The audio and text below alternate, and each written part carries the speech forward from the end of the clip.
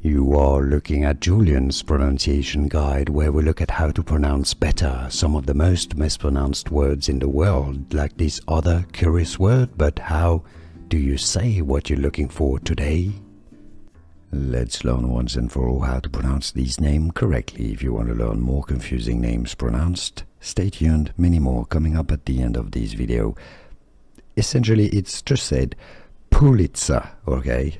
So Pulitzer, with more of an S sound, apparently, so just like sir. So that's British English pronunciation, Pulitzer, stress on the first syllable. The Americans say it as Pulitzer, because the R is pronounced in American English, US.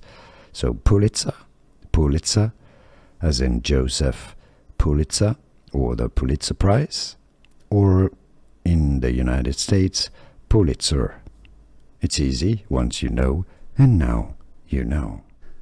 Here are more videos on how to pronounce more confusing words and names too many mispronounced. Like this video if you found it useful. I appreciate your support. I'll see you soon, and thanks for watching.